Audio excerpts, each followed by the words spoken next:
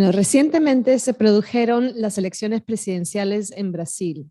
Han sido unas elecciones muy disputadas que obligaron a una segunda ronda entre Bolsonaro y Lula da Silva. Una victoria mínima por 2 millones de votos en un país con más de 200 millones de votantes. Desde una perspectiva progresista, la victoria de Lula es un alivio tras el infame mandato del ultraderechista Bolsonaro. El primer mandato de Lula da Silva concluyó con acusaciones de corrupción por el escándalo Lava Jato y una potente campaña mediática y una sucia persecución judicial que se podría calificar del lawfare en inglés. Posteriormente, Dilma Rousseff, su sucesora al frente del PT, hizo un giro hacia las políticas neoliberales con la designación de Joaquim Levy como ministro de Economía y Hacienda para conquistar la confianza del mercado.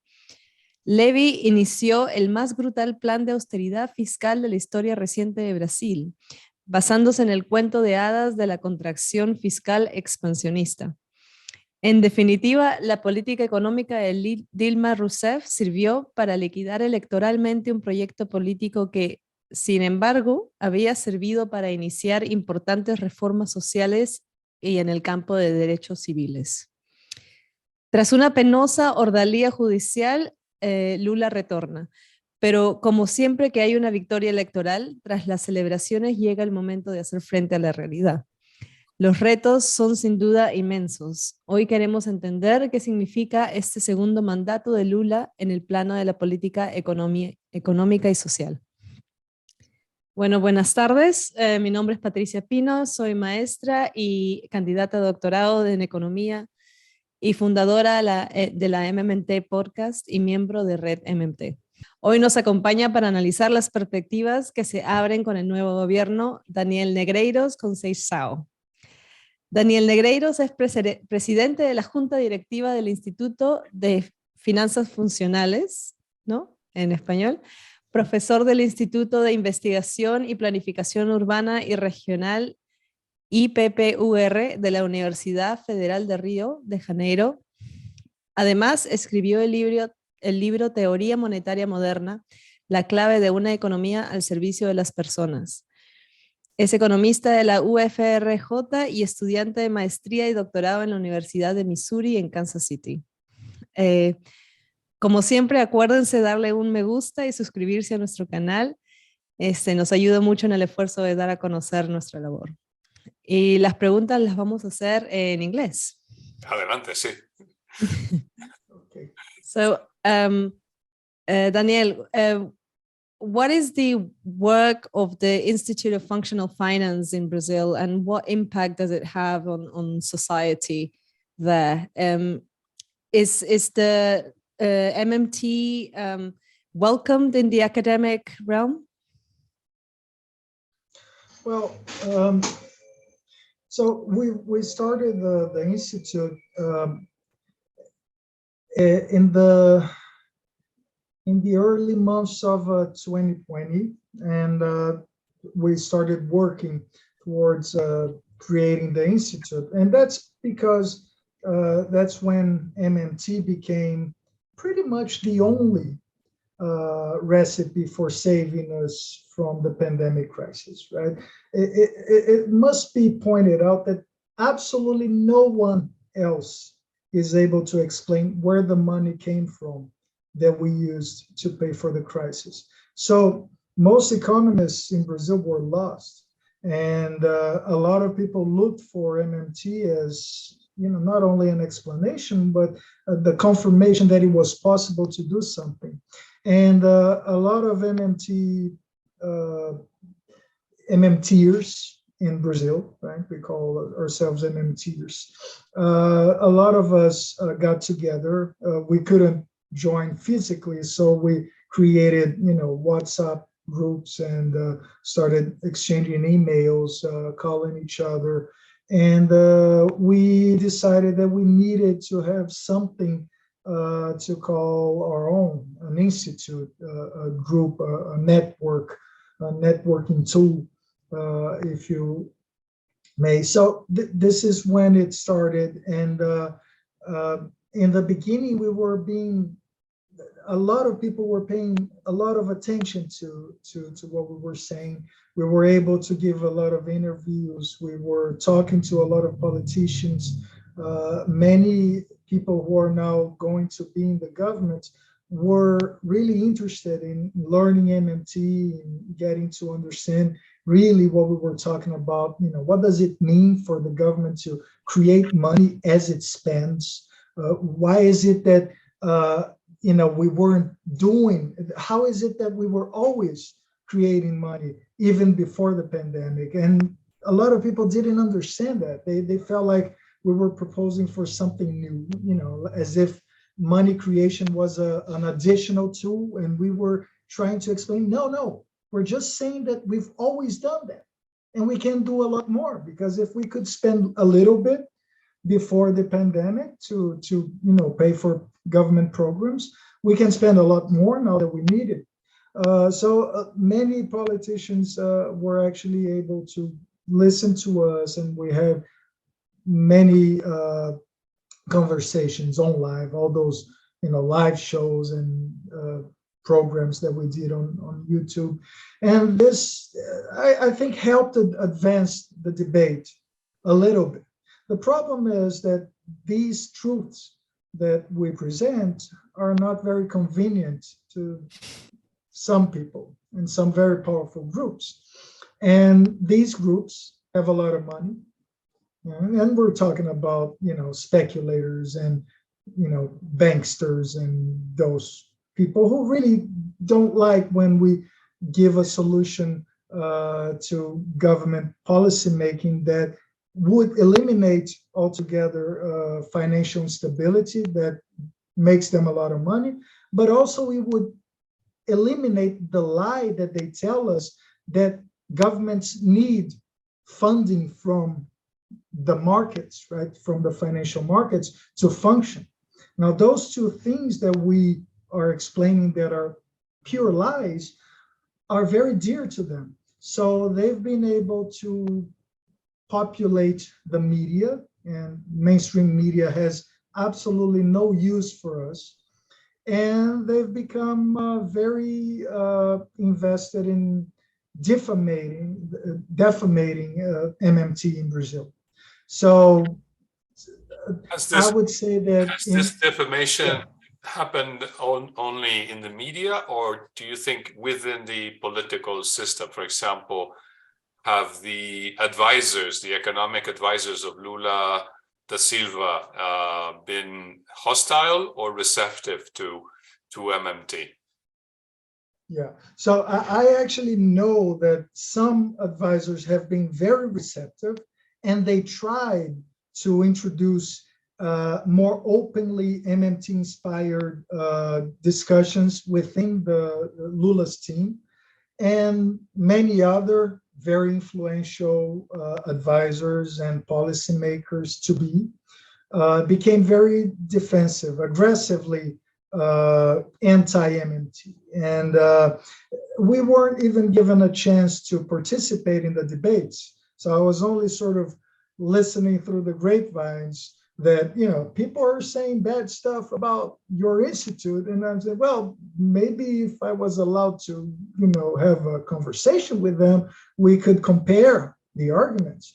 But we weren't even given the opportunity. So many of the higher ranking advisors actually were openly working against MMT, and they actually advised Lula. And here's the argument, right? They say that, okay, now most of what they say is true. We're actually going to repeat what they say. We've learned a lot from them, but we can't say that we support MMT because the financial markets don't like it. And so if we embrace it, there will be financial turmoil, and we can't possibly fight those people so they're very scared of financial turmoil, but also of being criticized in the mainstream media. They're super scared of, an op-ed in the biggest paper that says, well, Lula is embracing, crazy ideas. And so they really don't want to touch it. And this has caused them to really move away from MMT. A lot of the policymakers who were open to it in the beginning have refrained from openly admitting that they agree with MMT. And so it's been very weird because a lot of the MMT ideas have become mainstream, but they can't say it is because it's still perceived as too extreme. And there, yeah, go ahead, because there's an episode though that is very it demonstrates what is happening that I'll tell you about it in a bit. Okay. Yeah, I can't wait to hear that. Well, in what you're saying about mainstream economists' opposition to MMT, obviously Stuart and I are very familiar to that. It's the same attitudes, you know, either fear of speaking out and being ostracized in the media, or simply fear that the financial markets are going to react badly, or even fear that people will realize that, you know, we can do all these things. We shouldn't, you know, people shouldn't know how things work. Sometimes that's the mentality. But in Brazil is you know, that the rest of South America, I think, can look with some envy at Brazil's kind of heterodox tradition. We have a very rich kind of structuralist school of thought there. And I'm wondering, you know, because you've spoken about the mainstream opposition to MMT, but how has MMT been received by the existing kind of heterodox economists in Brazil? Is it embraced? Are you largely allies, or is there some animosity there as well? I would love for us to be closer, because I'm actually, you know, I would like to think of myself as belonging to that tradition and having been inspired by many of those ideas. Unfortunately, some of the biggest opposition comes from these well-established heterodox economists who, and this is, I guess, the most unfortunate element in all of it, because I think there's a lot of compatibility. Actually, you know, we're just describing the positive part of MMT is absolutely needed for any useful macroeconomic theorizing to be developed. If you don't understand that government spending creates money, you can't do much. So the fact that some heterodox economists still fail to understand this has prevented us from fully developing development theories, right? Because they're still stuck with the saving requirements for investment. And, you know, it's all based on the confusion between, you know, what comes first, right? So they still understand saving as a prerequisite, as a financing prerequisite to investment, and the same with taxes and spending. It's just a different manifestation of the same confusion. Right. Even though Keynes himself, more than almost 100 years ago, already, you know, undermined the whole notion that saving drives investment. That's not even MMT, right? I know it's not even MMT, but you would assume that post-Keynesians would accept that. But this is reminding me also to discussions we've had in Argentina with structuralists who are obsessed with the idea that they have to, the government has to manage the currency, the exchange rate, and that you need dollars to fund growth. You need foreign direct investment, and you need to attract foreign savings, or make sure that at least the Argentinians or other Latin Americans do not save in a different currency than the peso, etc. Do you think is that the same scenario in Brazil? Is that the same attitude? Well, it's not as extreme as in Argentina, because they've really because they made themselves very dependent on the dollar because of past policy choices, right? So it's very hard to break from that dependency if you're hugely indebted in a foreign currency.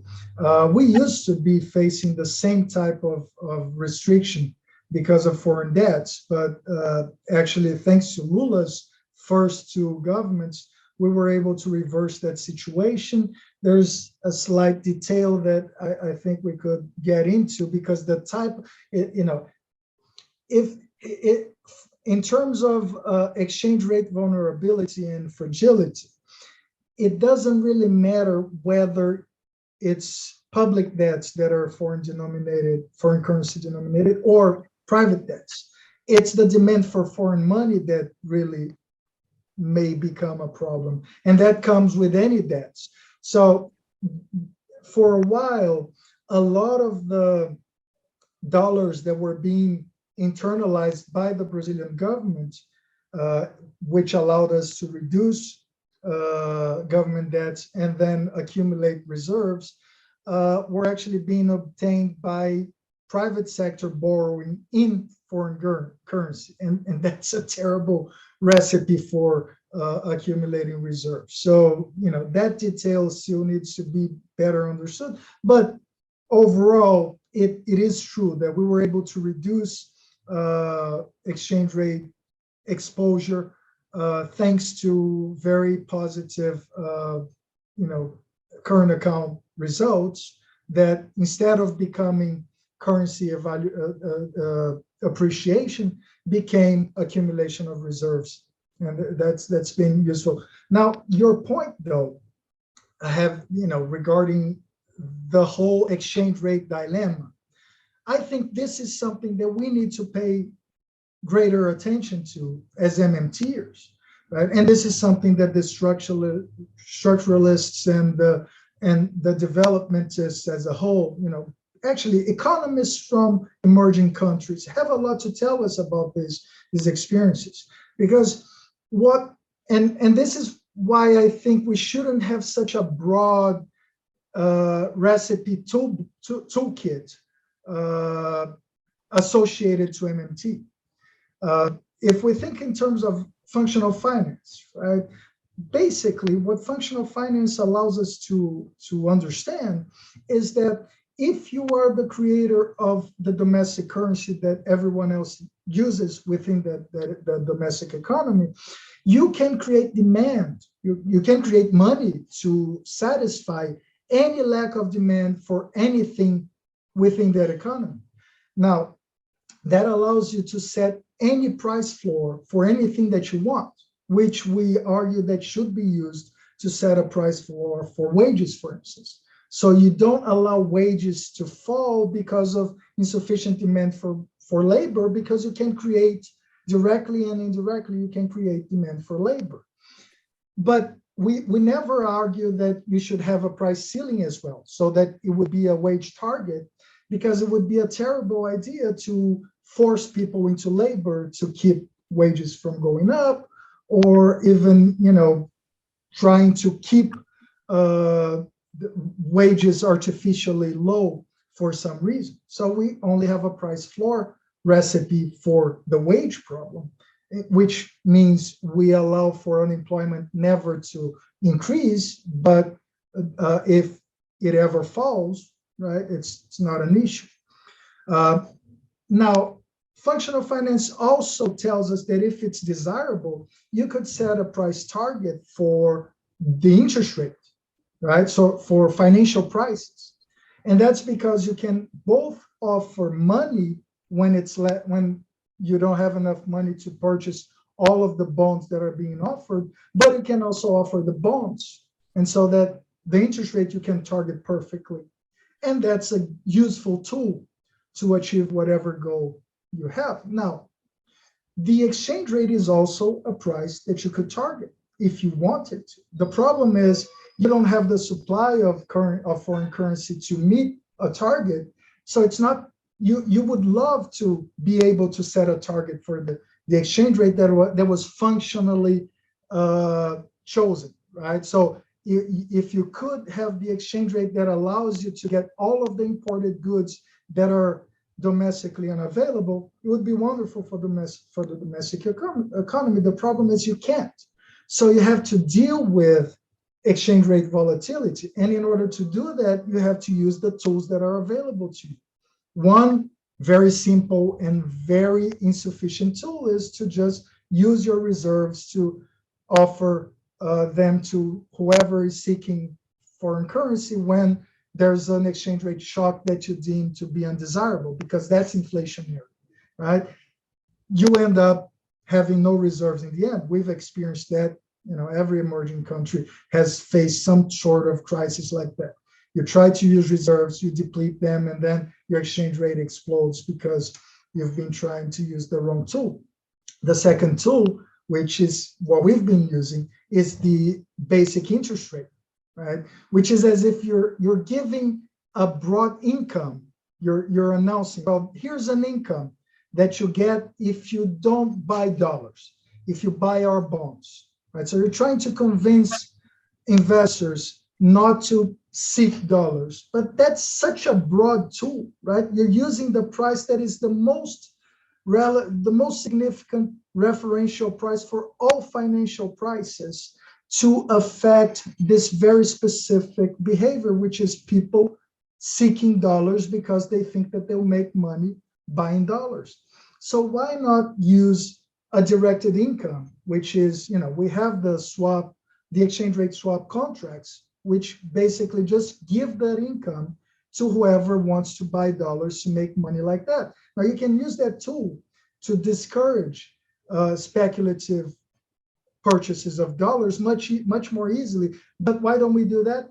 Because we think that we don't have the reais to do those policies, this is the crazy part, right? The one thing that we can do is deliver the domestic currency. And we don't do the things that actually matter to stabilize prices that are important to be stabilized because we think we lack the reais. So again, functional finance, MMT, are actually very useful to helping people deal with the exchange rate issue, not the opposite. So whenever I hear someone telling me, well, you guys don't understand economics because you ignore the exchange rate difficulties of developing countries, I say, no. Actually, what we understand would allow us to deal with those problems much, much more efficiently. And you guys don't understand. And you should, because this is very important. We would like to see the external constraint away, right? We want to see the external constraint away by hoping that the exchange rate could be artificially maintained at a higher price, right? Which is a hope which tends to be futile in the long term, right? Not only that, but it becomes such a crazy proposition, which is, well, let's avoid inflationary pressures in the future by introducing them now. Yeah. So let's make what is going on? So you mentioned that there was a story that you wanted to tell. I don't know. Yeah. So recently, Lula's team has been trying to, and here's the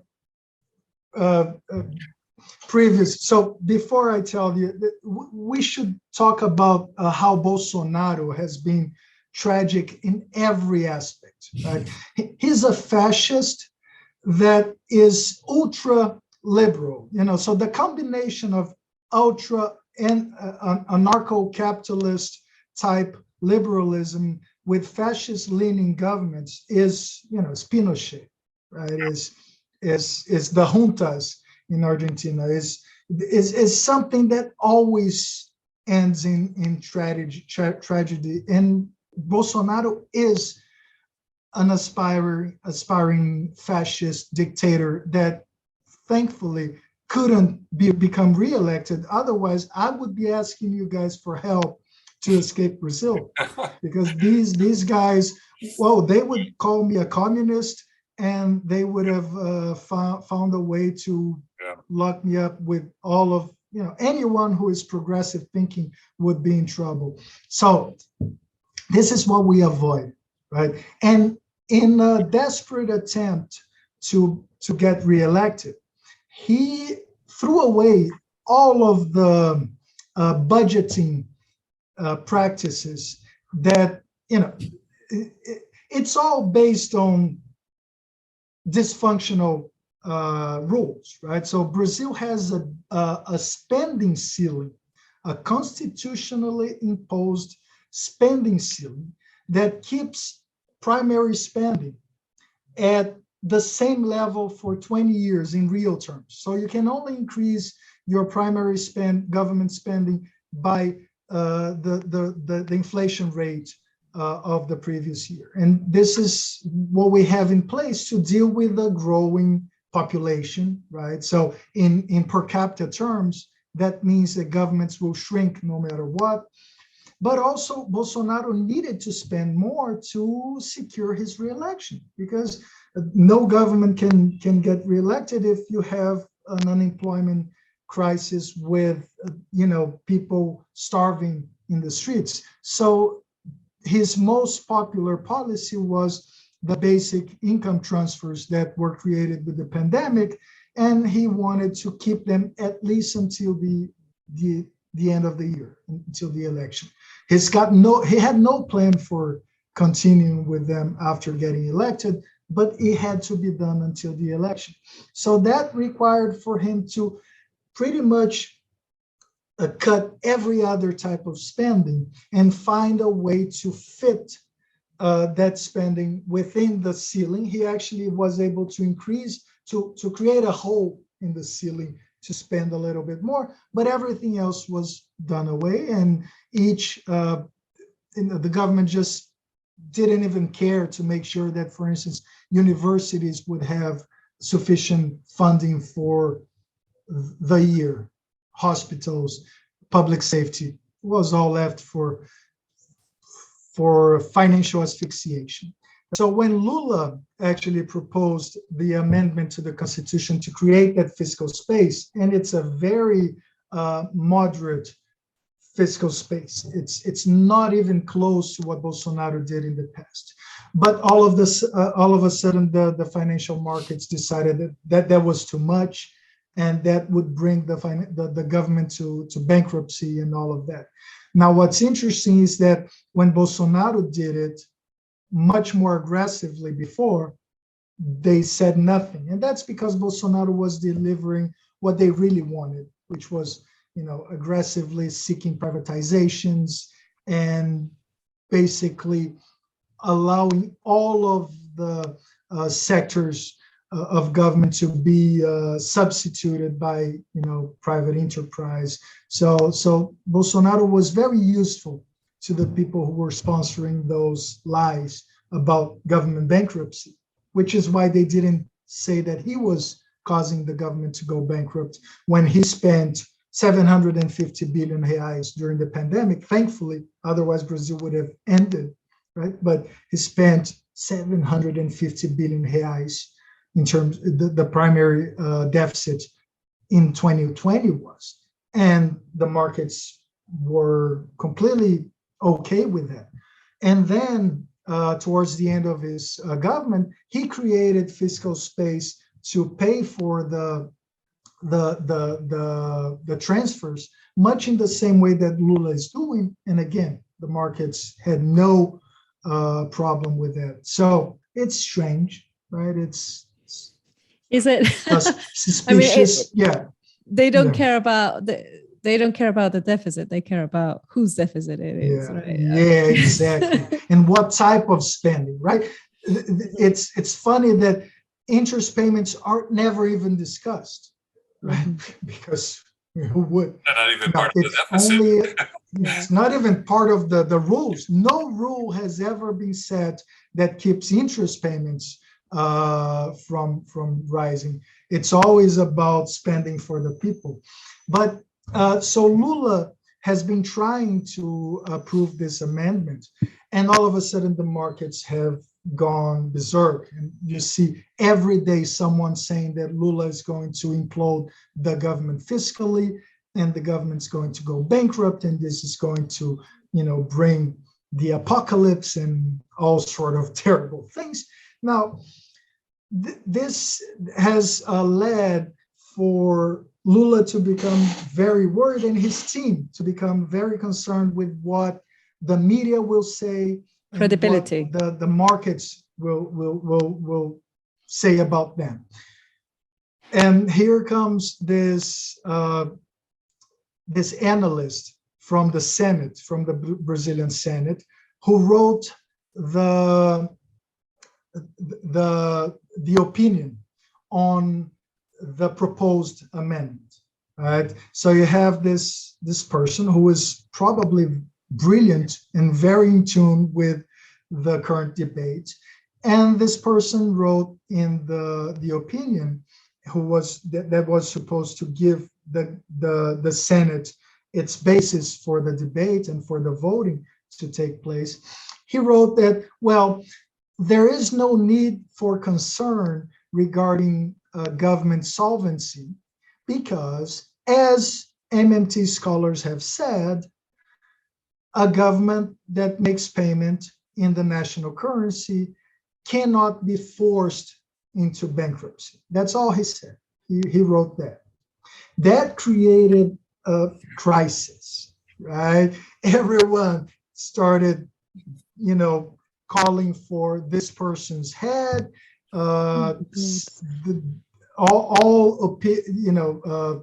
Talking heads went on TV and said, well, this is absurd. Who is, giving space to MMT within the government? They called us flat earthers and chloroquine defenders, and there was no substance in the argument. They never even bothered to address what was written in the opinion. They just said that because it mentioned an MMT, this was supposed to be absurd and unacceptable and not serious. Right? But they never said he was wrong. They couldn't. Actually, some of them actually did, and this is the argument that they've been rehearsing for a while, which is, okay, we've learned that there is no solvency concern, but inflation is synonymous with solvency, as if we didn't have two different words for it, as if, they're very different things. But if you're dishonest enough, you can refer to inflation as if it's a kind of insolvency, and because inflation is unavoidable if the government breaks with fiscal responsibility, because my head said so, right? Then they're correct when they point that the government is going to become insolvent because the Brazilian government is breaking with fiscal responsibility. So this is the argument that I've been saying. It's the fiscal theory of prices. It's become the main tool for them to lie about what we say, right? So in spite of all these, but let me just tell you what happened. Okay. Because then once everyone started accusing the government of embracing MMT and accusing MMT of being something that is completely different, they actually claim that we argue for infinite spending. And you see that written. It's the opposite of what we argue for. But anyway, so once that happened, Lula's team actually called for the removal of any mention to MMT in the opinion and anywhere else. And this is where we're at. We're actually working on a response that we want to publish somewhere, commenting on the whole episode. But I've become somewhat disappointed with this recent event. So we always, there's been quite a few lefty leaders across Latin America, and even in Europe, frankly, we always talk about, myself and Stuart, about these common mistakes that they make. And something that you see very often is this kind of pursuit of credibility. And I mean, that in itself isn't a bad thing, right? You want to be credible. The issue is that credibility at the moment is defined in a very narrow neoclassical way. And they almost like restrict themselves within working within those parameters And then that's when, of course, they neuter themselves effectively, and they can't do anything because they've just been backed into a wall of credibility. But I mean, I'm not saying Lula has done that with MMT, because he may not be public about it, but he may be considering it in private. What are your hopes for Lula's? Is it? Do you think he's quite receptive to these ideas, regardless, or is he showing more like a willingness to work within the neoliberal boundaries? I think he is very open to our arguments, and he's actually demonstrated that he's been becoming empowered by listening to some of those arguments. He's become a lot more comfortable questioning the orthodoxy that used to be impossible to challenge.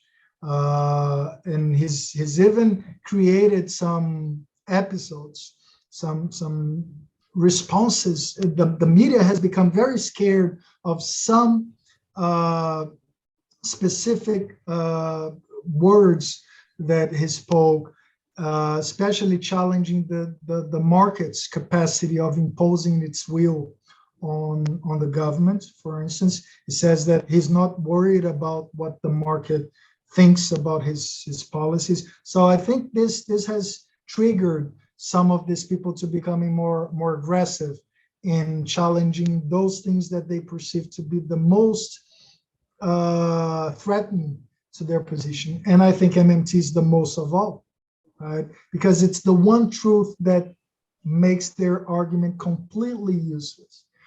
And to be fair, it's funny because in 2002, when Lula first got elected, the markets were a lot more disciplined in conforming to their words, right? So they claimed that they feared that Lula would create instability, that the government could potentially default on its obligations, and that the exchange rate would become would actually rise a lot. And so they acted upon it and sold all of the public debts that they had in their portfolios, and sold whatever could be connected to the performance of the Brazilian economy, like stocks in Brazilian companies, and they purchased dollars, right? And as we know happens, interest rates rose, especially those that weren't targeted by the central bank. But even the basic central bank had to rise because of the exchange rate shock, right? Because the government had to try to do something to keep those dollars from being sought and those flows from pressuring the exchange rate. So they actually were able to confirm what they were threatening, right? They said, well, if Lula does that, you'll see those behaviors. Prices, the exchange rate will rise, and long-term interest rates will also rise.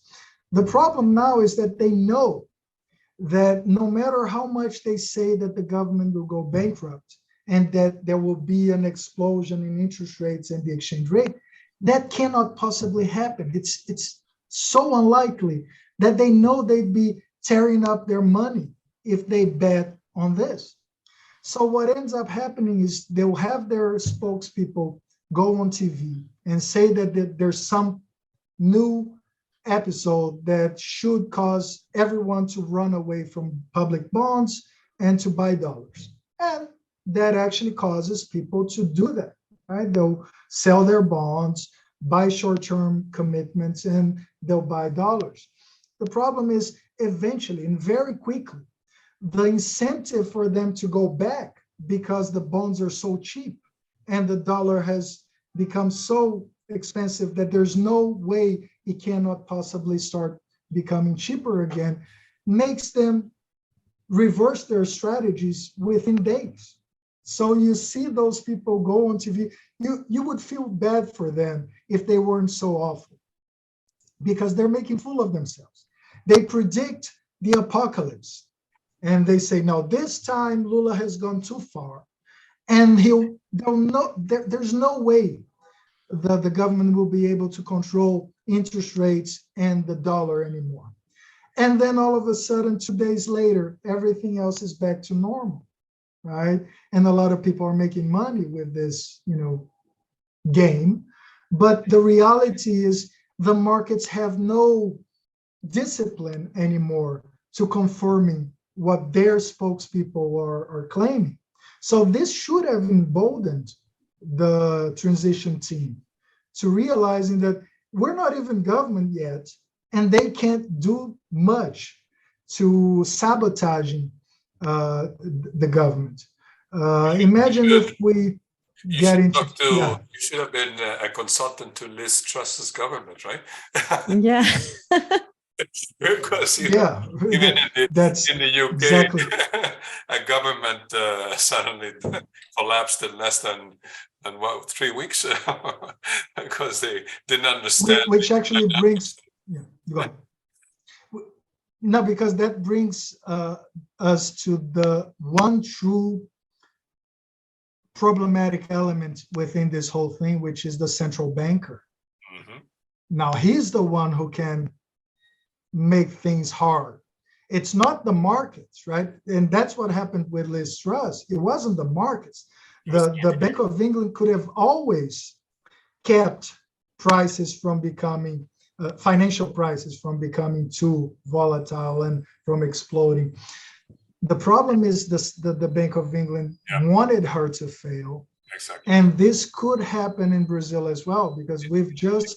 It was a soft coup d'etat, wasn't it? That the Bank of England executed in the UK against Liz Truss, right? Maybe tough words, but in a sense, right? I don't know if Patricia would agree. She lives if it is a very sneaky one, because the Bank of England had a very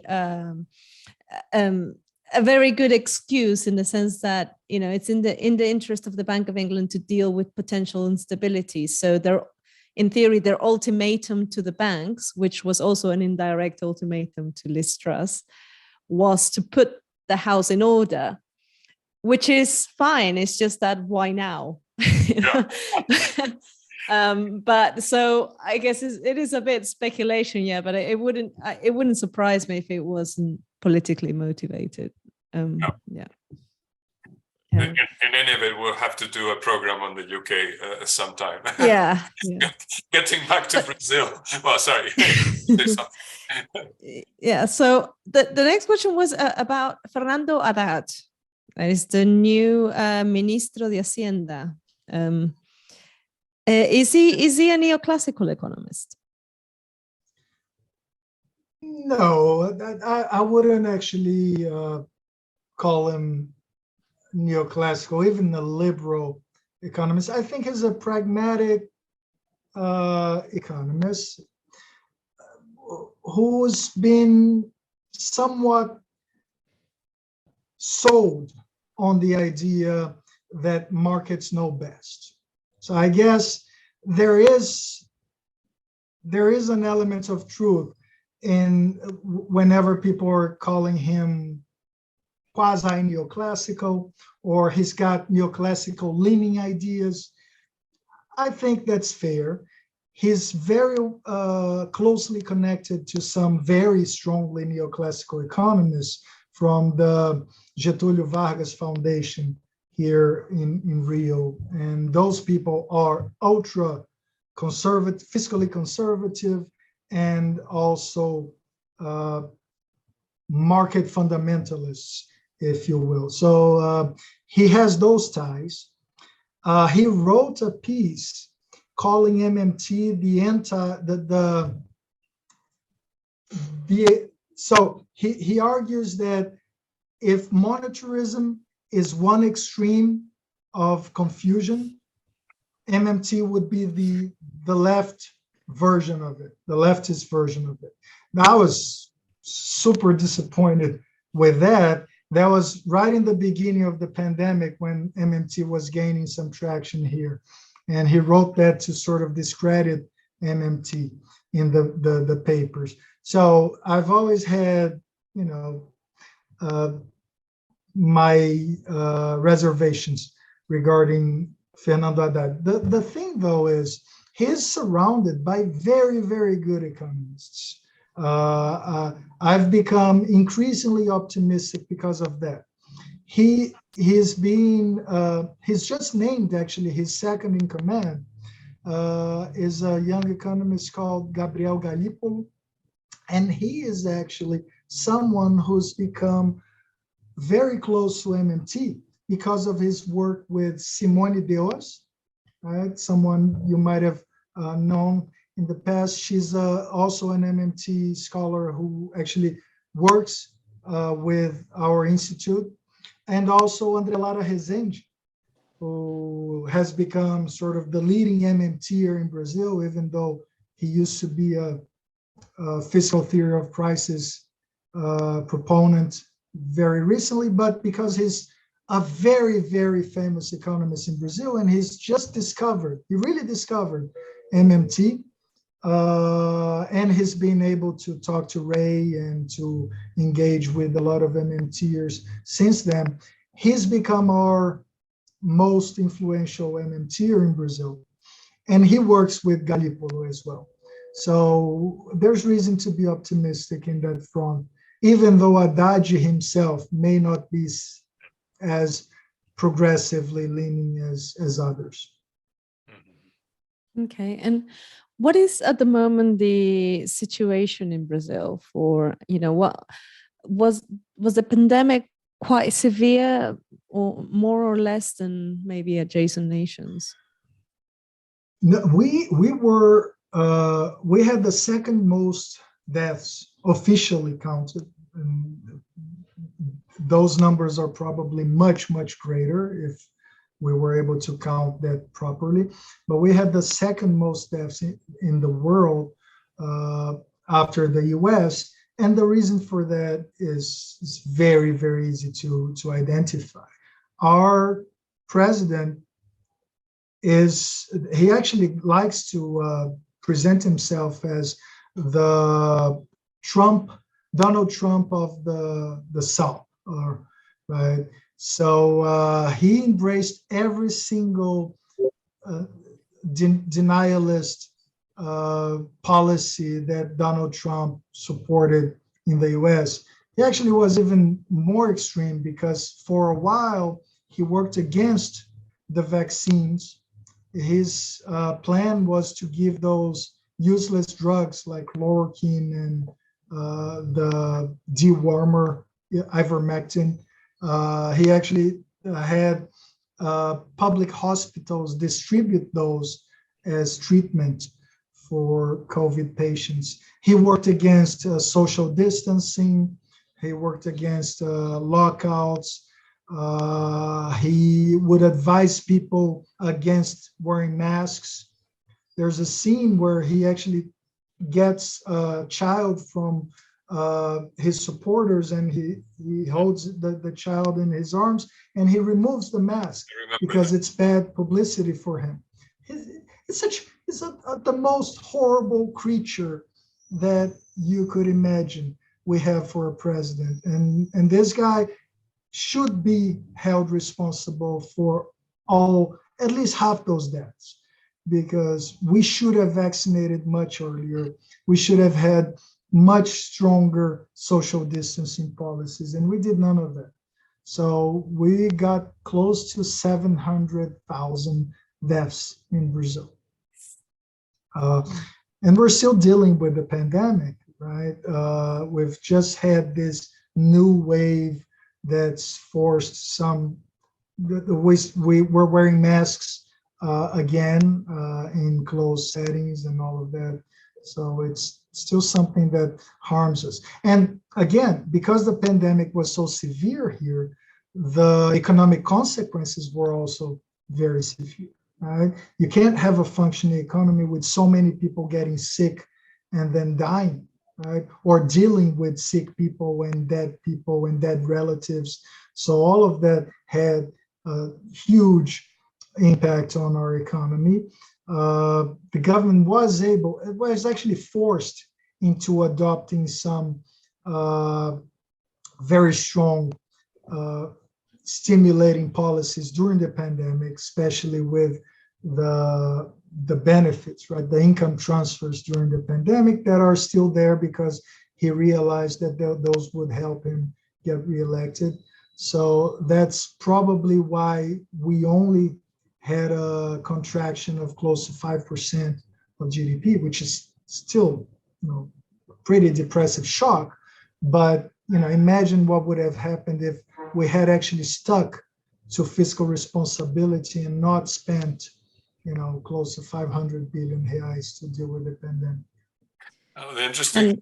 Sorry, I don't know if you go ahead, jump in, Patricia, and then I'll ask later. I was just going to say, I was going to move on to climate change, but do you want to do a follow-up? Yeah, before we move on to, I think that's an interesting question, but I wanted to bring up the other piece of good news is that the new government in Colombia with Gustavo Petro has also economic advisors who are at least in the team of the new Minister of Finance, Ocampo, if I remember his name correctly. There's people like Guevara and others who have an understanding of MMT. And in the electoral program, there was a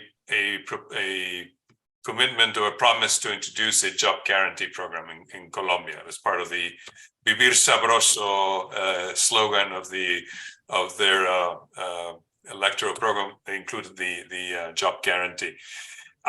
Let's see if they deliver on the promise. Of course, we know what then happens with the realities of politics, but that is they're actually apparently working on introducing this job guarantee. Do you think there's a chance in Brazil to bring the topic of job guarantee into the public debate? Has it even been considered in Lula's team, or is it still too ambitious? Are we're being too ambitious here with the new government? Well, we actually are working towards that specific goal. This is the one thing that our institute has been focused on, is advancing the job guarantee proposal for Brazil. And we sent Lula a proposed program that actually we were able to get to him. Now, the problem is vested to the, right? Actually, not universal income transfers at this point, but the Bolsa Familia, which is a targeted program, and in that sense, it makes a lot more sense. This has become the staple for Lula's government, right? The Bolsa Familia. And this is going to become their main intervention, especially in the beginning, while we imagine that it will be very hard to break with all of the fiscal restrictions. So the government will have very little fiscal space due to all of those dysfunctional rules that we have in place. But I think that there's chance, right? And this is what we're working towards. There's at least a couple of people who are working with the transition team and are likely to become policymakers who are enthusiastic about the job guarantee program. So let's see. I think there is a chance. Fingers crossed. Okay. Yeah. So let's go to our last question, if you will, because I think we've already. Yeah. The last question was obviously Bolsonaro wasn't too keen on climate change either. But I wanted to know if you from your institute had, if you had proposals for action on climate change and whether you had kind of incorporated that through the MMT lens. No, we've always been very concerned with incorporating the Green New Deal actually proposal into our own things. But thankfully, there is a strong movement in Brazil that embraces the Green New Deal, even though they are not openly MMTers. And so we feel like the natural progression for the debate will be for us to become more, to collaborate with them. This is a group that is participating in the public debate, belonging to a leftist party, right? They are actually very close to the defeated candidate for governor in Rio. We've had conversations, obviously, about that with these people who are specifically asking for a Green New Deal. They do have conversations with the Lula's team. The only problem is because they're not MMT aware, most of their proposal relies on a tax solution to financing their Green New Deal, which is the one part that makes us still have trouble bringing ourselves together in terms of collaborating more. But our conversations have been productive in the past. I like, some of the proponents a lot. One of them, Carlos Frickman Young, was a professor of mine at university, and he's actually one who fully understands MMT. And we've had conversations about the Green New Deal, and I was asking, well, why are you guys asking for prerequisites, tax reform prerequisites to make your program possible? And it was mostly political, right? The argument was, well, we just trust this agenda more in terms of making us convince people about the feasibility of our program. But yeah, I do think that we need to make sure that there will be some strong program that targets the climate crisis within Brazil. And it's not only the climate crisis itself, but we need to reverse all of the damage that was done during this government to the Amazon. I think the main goal now is to undo and to stop the destruction of the rainforest before we can even have a program more concerned with, constructing things. At this point, we have to stop the destruction. Fantastic. Thank you, Daniel. Un placer. Ha sido una muy buena conversación y por supuesto darle a like y suscribirse también al canal y hasta la vista.